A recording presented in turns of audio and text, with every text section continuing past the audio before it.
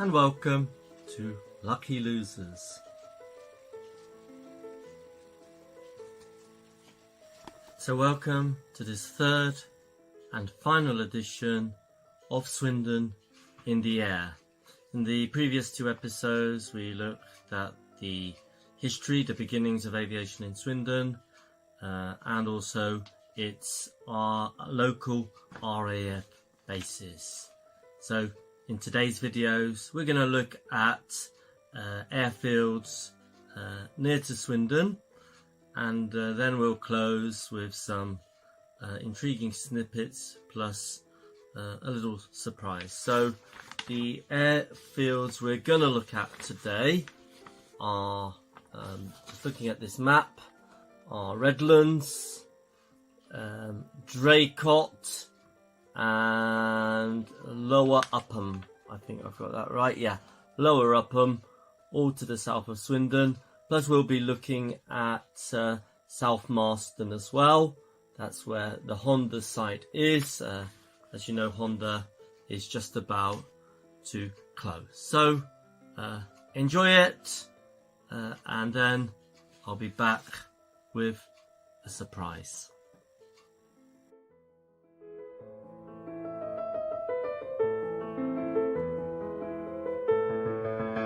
South Marston Aerodrome, as it was known, functioned from 1940 to 1985, being used for military and civil aviation. Vickers had an important research and development site there, with designers at South Marston pioneering new freeze-drying processes. The site had one more twist up its sleeve, and ensured that South Marston would have a hand in the production of planes, trains and automobiles during its lifetime. For many years, a preserved South Marston-built Spitfire was on display outside the Vickers factory. This was a Mark 21 LA-226, which returned in 1968, shortly after it was used in the movie Battle of Britain. It remained there until 1984, and is currently stored dismantled in the RAF Museum store at Cosford. In the mid-1980s, Honda bought the site, adapted the runways to become a test track for cars, and made way for its 1.5 million square foot car plant by demolishing the original factory. Fortunately, the old FS2 building remains, providing commercial, workshop and warehouse accommodation for one or two other businesses. Although South Marston was the biggest, it was by no means the only wartime and post-war aircraft engineering site in the Swindon area. Redlands Airfield was an unlicensed private grass strip airfield near Womburgh, just east of Swindon, which operated from the 1980s until 2019. Redlands Airfield started as a small microlight club in the 1980s on land which was part of Redlands Farm. Flying ceased after neighbours objected to noise. Then the airfield reopened in July 1998 after being granted planning permission by Swindon Borough Council for a microlight flying club. Operations expanded to include microlight training and, in 2000, skydiving.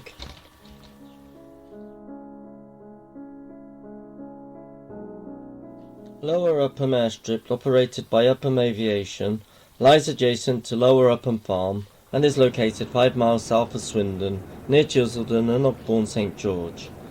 It opened in the mid-1990s and is still currently in use with 2 unpaved grass landing surfaces. It is used for general aviation. In 2008, Wilts Flyers held a charity fly-in with 104 visiting aircraft. Where on earth did they park them all? Presumably using one of the runways. In July last year, a small plane crashed. Here is a report of the accident. The pilot was flying GCCFW, a replica war FW-190. The skies were clear with bright sunshine and light winds to the southwest. At around 1200 hours, the pilot returned to the airstrip to land on its southerly runway. On landing, the aircraft travelled a short distance when it stopped violently and pitched over on its bank, trapping the pilot. The pilot was removed from the aircraft by emergency services and had suffered serious injuries. The aircraft was damaged extensively and deemed uneconomic to repair.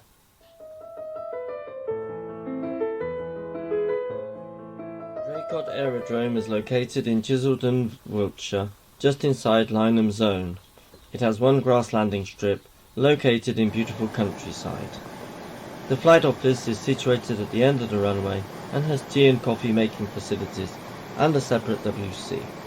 Peter Snipe has kept his aeroplane at Draycott for a number of years and writes, "Circuits are not encouraged, but if you have to, do them to the west. It avoids overlying most houses. Owing to the fact that there is chalk under the soil, the grass runway drains well and recover quickly from heavy rain. When arriving at 18, stay clear of the White House, just to the left of the finals, noise abatement, slight dog left required. Both ends of 18 to 36 have dead trees, so slight dog legs are required. Be aware that Lower Upham is very close by to the east and they operate on safety com. And east-west runway is no longer in use. Model aircraft flying takes place on the airfield a quarter of a mile to the west."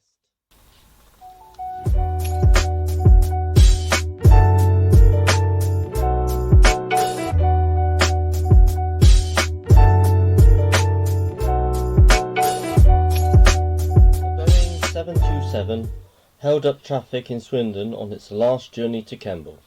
Well, not literally. It was part of an abnormal load. The Boeing 727 aircraft fuselage was being escorted by Wiltshire police on a Sunday morning on its way to Cotswold Airport to be reassembled by Air Salvage International for corporate ground use. The convoy travelled along the M4 to Junction 15 before travelling northbound on the A419 to Kemble.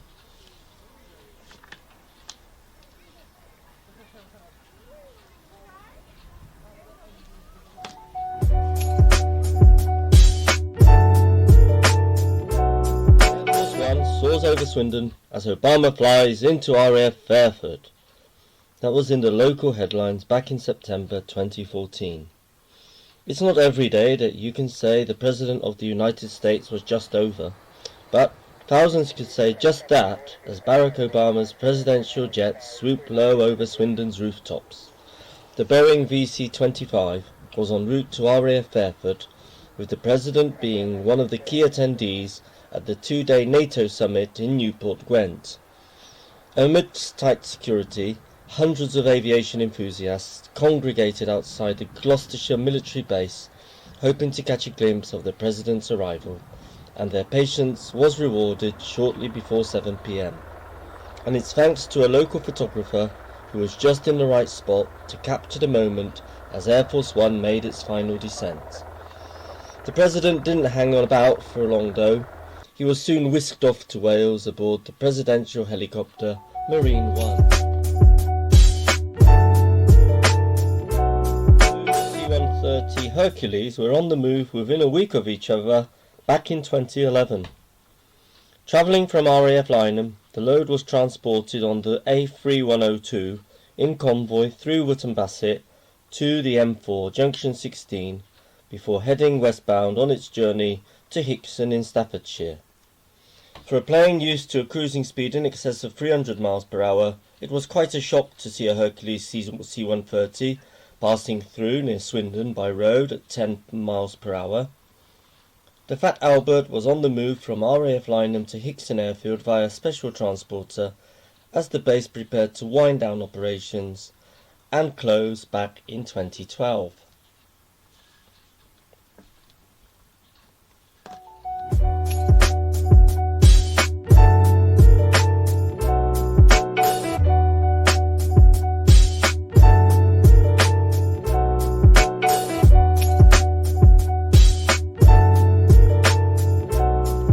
That's it for Swindon in the Air. I hope you enjoy the whole series. I will put them all together to form one video in the future, somewhere around October, November. And the next part of Swindon's transport history will be looking at the railway history of Swindon. That will be in a few episodes coming in September. And if you're still interested in things Swindon, my channel also runs a series of episodes about the politics of Swindon, Swindon town, A to Z goals, and coming in August, the beginning of the 7 Wonders of Swindon, and I'll also be planning some episodes on Swindon churches. So that's it. So thank you once again for staying with me, and I'll see you in the next video. Cheers for now. Bye.